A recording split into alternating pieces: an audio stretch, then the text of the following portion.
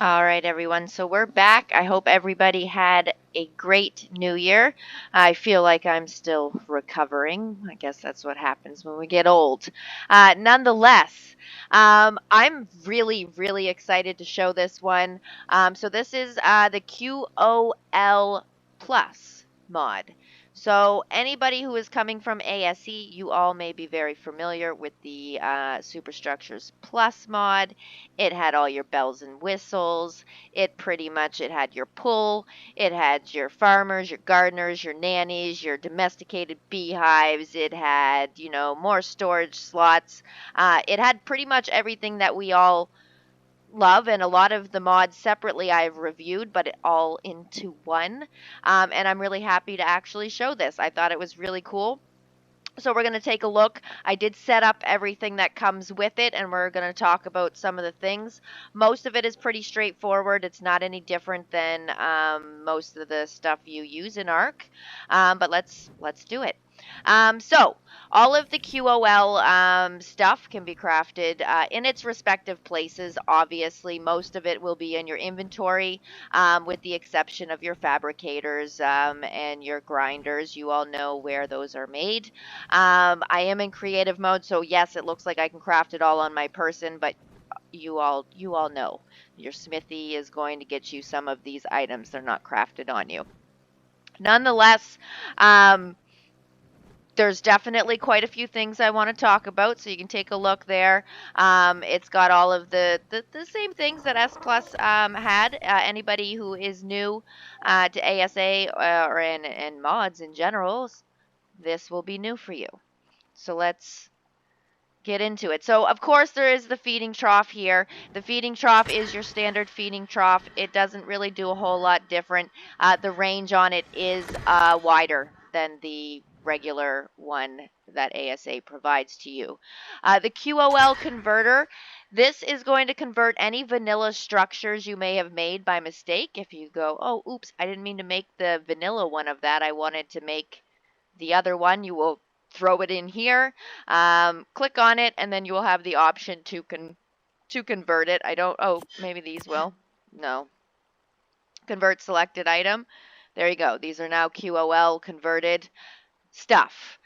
So that will, and I know on ASE you used to not be able to pick up your foundations and pick up things that you place down, which was beneficial to have your QoL stuff because you'd be able to do that, or your SS Plus stuff. Not a huge deal in ASA since we do have the capabilities of doing it, but it's there. But if I made a bunch of storages, these storages and everything is twice the amount of storage that the vanilla counterparts have. So I may have made the wrong storage. I'll throw it in there, and bam, I got the one that I want. Next up is the QoL Plus Blueprint Maker. So just as you probably are assuming, it is going to make a blueprint for an item that you may like. So let's say I really like this. Oh, that's an invalid item?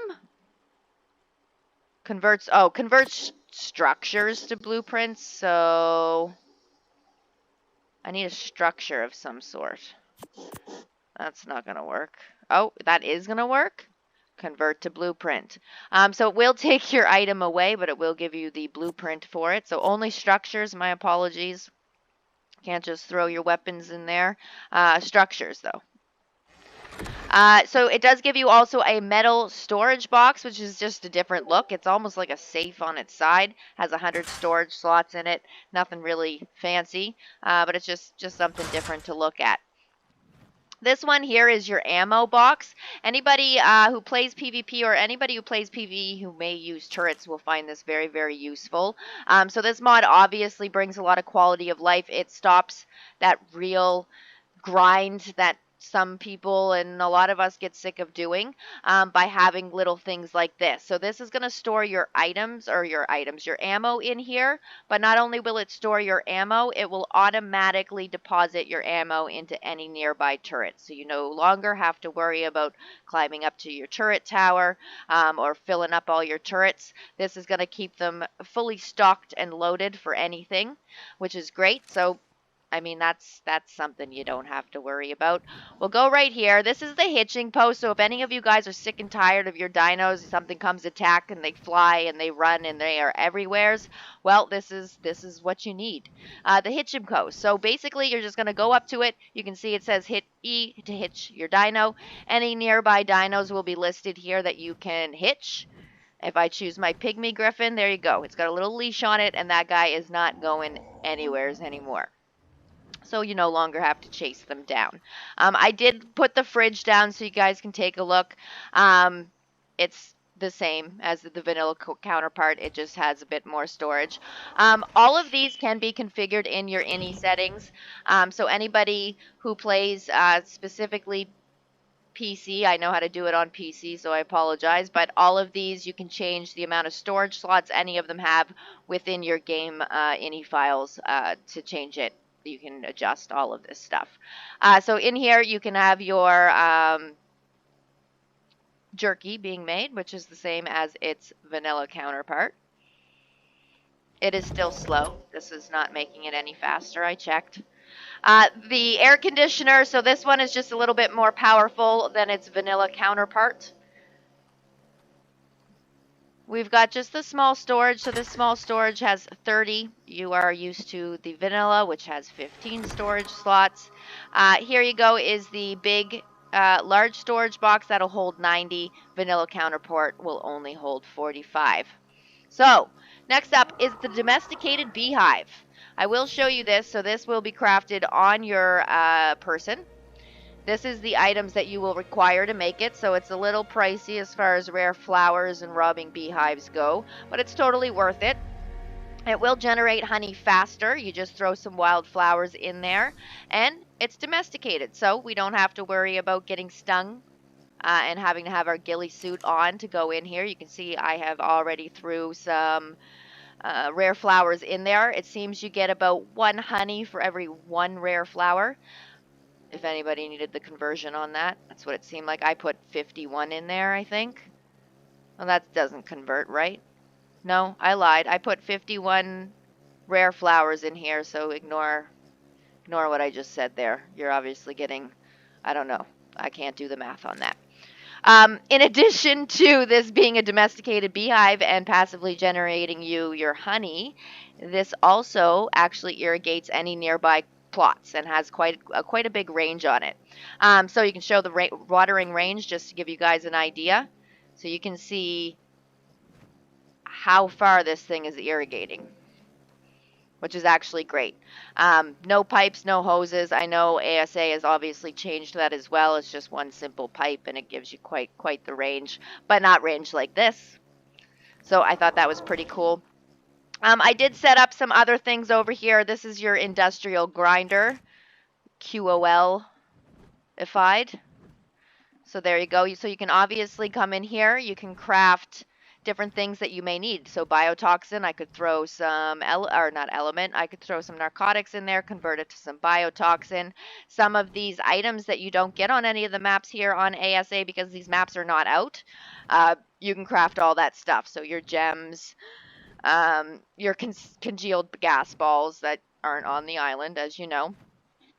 So these are items that are coming right from Aberration, Scorched Earth, so you can make your clay, all of that kind of stuff.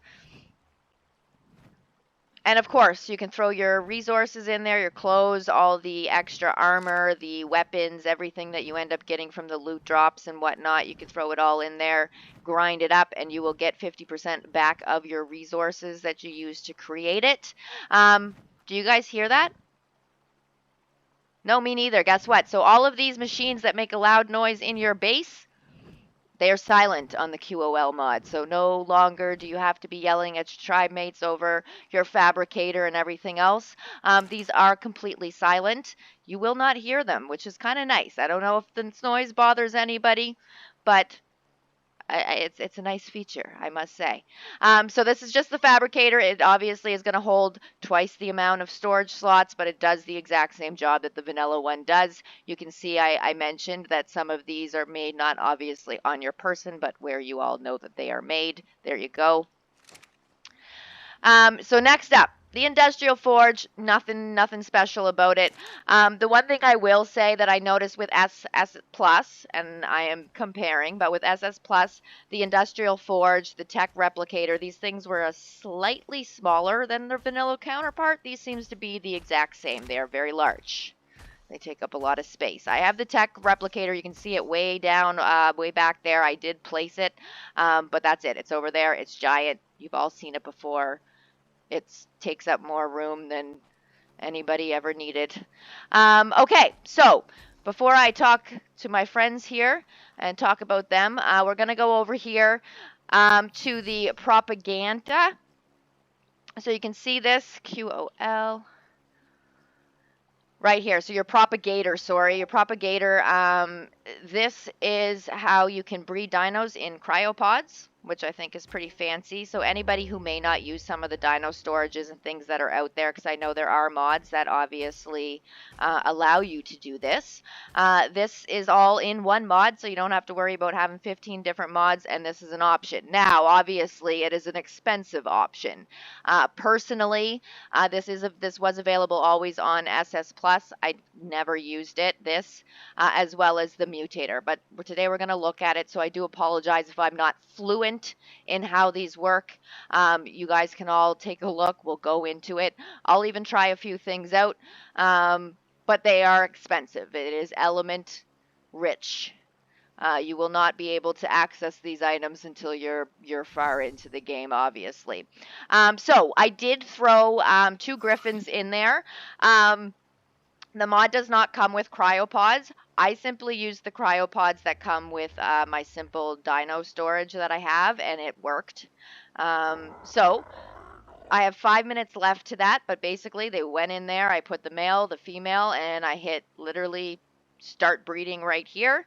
You can see the view, the breeding stats. So we've got about 5 minutes. Every dino, even mammal dinos, will lay eggs while they're in here. It's weird, I know, but that's how it's done.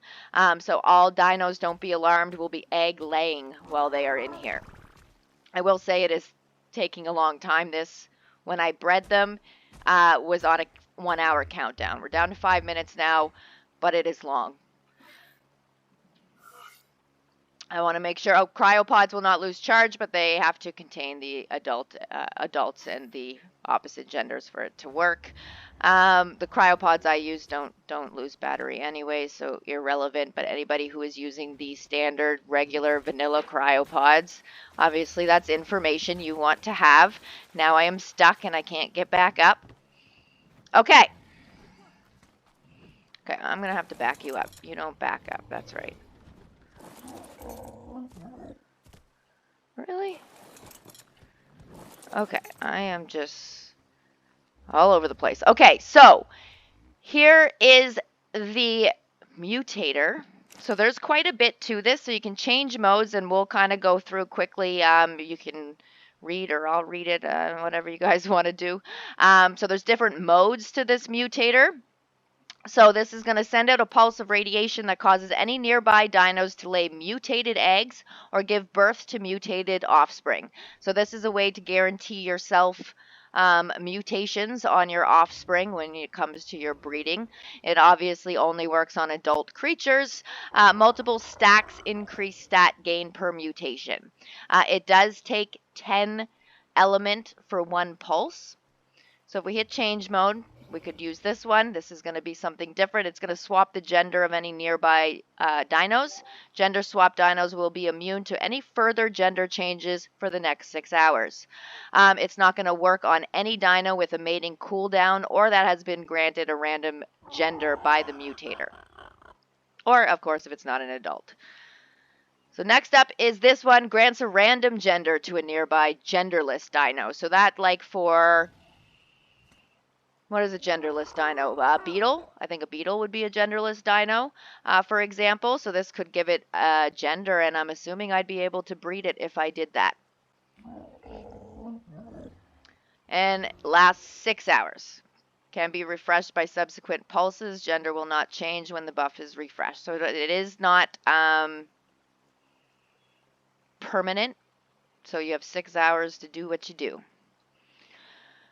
Next up, grants nearby dinos the ability to breed that normally cannot. So any dinos that you typically cannot breed, obviously we can send this pulse out to any nearby dinos that don't generally breed, and we'd be able to breed them. Some dinos, it does not have a baby state because they don't actually exist, obviously, if they weren't dinos that were able to be bred to begin with. So they would be birthed full grown, so don't be alarmed. And sometimes they will fall under the mesh unless they are elevated. So there you go. Little warning there. Keep that in mind. So this one sets the imprint of the nearby creatures to the player who activated the pulse. So for anybody who has their server or their single player set up so that they don't get the imprint buff, if let's say their tri-mate was the one doing the imprinting, obviously you can use this and it will make that all the dinos in the surrounding area are imprinted to you. If it is activated on a dino that is already fully imprinted to you, you get a 20% quality imprint on that. 20% increase. There you go. Next up, stops nearby dinos from aging. You can remove this effect by using the pulse again. Age-frozen dinos will eat 1/100,000th? No, 10,000th of their normal rate. All right, so here you go. Causes nearby non-adult dinos to grow much more rapidly. That would be beneficial for anybody raising up their dinos for obvious reasons. This one will send out a pulse radiation that causes nearby dinos to lay mutated eggs or give birth to mutated offspring. I believe this is where we started, but you guys get the gist. I did want to try one, though. I had that PT sitting down here and 10 element in here for a reason. I don't want that one. Well, the dino I have can breed.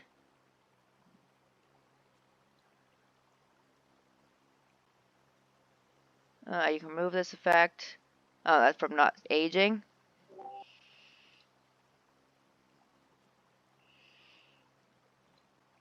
Okay, well, we got to do something that's going to be noticeable.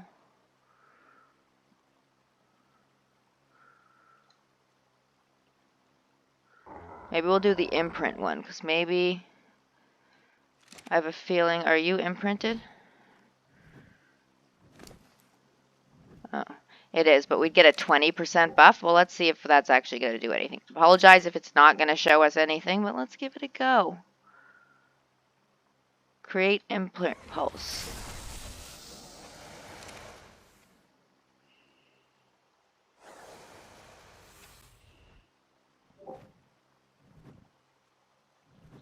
Whoa, what happened? I don't know what that did exactly. What about this little pygmy griffin? I felt like it hit you too. Oh, he's imprinting now. He was not imprinted, so I guess he is slowly imprinting to be fully imprinted to me. There you go. So it does do something. Again, I do apologize. I'm not well versed in using those. I do not use them, so I do apologize. So next up, the second most excited thing that I want to talk about is these guys sitting in front of me. So we've got our Nanny. The Nanny is powered by just a generator, so you can activate her. She is going to raise up your baby dinos. So you will throw raw meat or berries or whatever the dino raises up on or eats its preferred food. And this lovely lady will continuously feed those needy baby dinos and imprint them.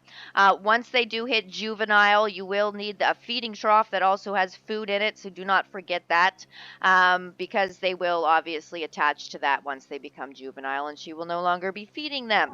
You can have a lot of dead baby or juvenile dinos on your hand if you do not. Next up, the farmer. So this guy right here, he is powered by Kaylee and Stew. Kaylee and Stew, you're going to make in your cooking pot. He If I had some compost bins or a dung beetle running around, would collect the fertilizer from the compost bins automatically or the dung beetle automatically and automatically distribute them into my nearby crops. So he is definitely a lifesaver as far as your time goes. Same with the nanny. Nobody wants to be around here all day watching babies raise up, so she'll do the job. He will fertilize your crops. And this one is the gardener. The gardener still has a drinking problem. She has always had a drinking problem. She has come from ASE, from SS Plus. She operates on beer and only beer. You can try to get her off the beer, but she won't work for you if you don't keep her fully beard down. With that being said, the gardener, she will collect all your crops for you and pick any of the seeds and stuff. So you don't have to do anything but go into her inventory to grab the stuff out of her periodically if you want to. So she is definitely a lifesaver. Every now and then you will see her sleeping on the job when she's had a little few too many beers. But don't you worry, she will get back to it. She just needs a small rest. Okay, so next up on my QoL Plus, I do apologize because this one is a little longer, but there was a lot to it and some really cool things that I think are worth actually talking about. You can see in my hot bar down there, I have this QoL gun and I have this QoL remote, I guess we will call them. Now, I am on PC, so for this, I have the gun equipped. You will hold R. And there's some different options that we have here that we're going to talk about. So if I go into the structure option, so if I right click, it's going to change the mode. So right now I'm in pickup mode. It's now switched to demolish mode, so I can demolish or pick up any items from quite far away, to be quite honest. I'm in demolish mode. Let's go to pickup mode.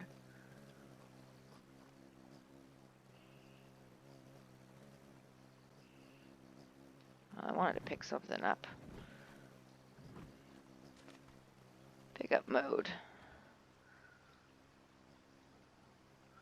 Oh, because it's broken. I had to use demolish mode on that. But there you go. So that's actually pretty cool. It's definitely a builder's dream because I don't know about anybody else, but sometimes trying to figure out what you need to pick up. Sometimes you pick up the wrong foundation and things go splat. So this is definitely useful for that. Next up, you've got the Dino option. So again, right click is going to change the mode. So we've got a Chibify mode, which I was pretty excited for. I haven't tried it yet, but I wanted to try it. So let's try it. Chibify mode.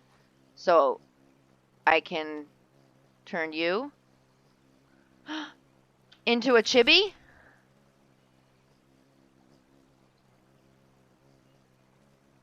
Look at that. Oh yeah, they go down here now. And does it look like my... It doesn't look like the pink one, but to be fair, that was a dino painted dino, so that's probably what it looked like before I painted it. But there you go. I could change a dino into any of my favorite dinos into a chibi. Next here is a mating mode, so I could look at a dino, click this, click my left click when it's on mating mode and start the mating process. Whistle, same idea. I can use the follow mode. Click, just point and click from far distance and get the dino I want wandering. I can send them on wander. Creeping mode, turret mode, kill mode. Now kill mode is going to kill my dinos. So anybody who likes to make those element farms and raise up your tech dinos and slaughter them and get all the element dust and your electronic parts and all the metal and all the great stuff that comes along with doing that, the kill mode is going to do just that for you. Spay mode, obviously, if you felt like neutering your dinos. Personally, I've never done that. I don't know why I would want to do that, but I don't know. Let me know in the comments if there was some kind of reason I'd want to spay my dinos and stop them from mating. I mean, we can just turn them off and turn them back on regardless. And that's it for the dino mode. Now, remote. So we've got door mode, so anybody who might be taming and using different types of traps, you have a way to be able to open and shut the door from a far distance. And anything that may need to be activated or deactivated from far away, maybe possibly lights that you may have from a mod that are hanging on your high ceiling. This will activate or turn them off, turn them on, turn them off, whatever you need it to do. And that's it for that one. Now, repair. You can repair your structures from far away. And it also seemed like I did not require the resources. So here we go. This is repair mode. There's only one. Thatch wall is repairing. And you do that by hitting the right click. Thatch wall is repairing. Although it might be probably, maybe because I'm in creative mode. Why don't we, I might get heavy. Hold on. Let's disable creative mode for a second. No, it's still doing it, even not in creative mode. So there you go. Don't seem to actually need the resources. Maybe that will change. Maybe that's a fluke. I don't know. But that is definitely a handy tool, especially for the structures pickups as well. If you get the ceilings placed in the wrong spot and you can't reach them, that is a pain in the you-know-what. So next up really quick is the remote. Now this is pretty much the transfer remote. I will show you, so there's three options: basic transfer, advanced transfer, and the inventory assistant. Basic transfer, this is the one that I generally use. Okay, I think it's on basic transfer. And basically, so you guys can see inside this box, we have items, okay? Nobody likes to unload items. You're encumbered. You got to do it trip by trip, piece by piece. It is very, very tedious. Now this is going to solve all your problems. You can come up to this thing. You will right click to tell it, I want the stuff all in from this box. So I have it all. I'm not encumbered. It makes no bearing or holds no bearing on my weight, but I do want it to go all the way into this chest. And I will then input it by using the left click. There you go. All 82 items have been transferred into this storage. I think it's great. That's my favorite part of it.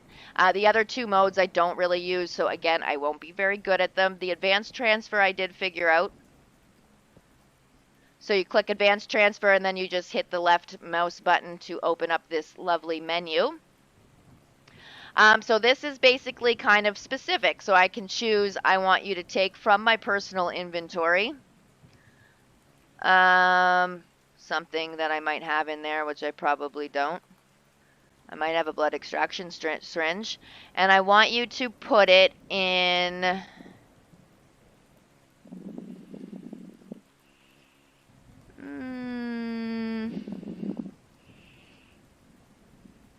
I don't know. Decisions.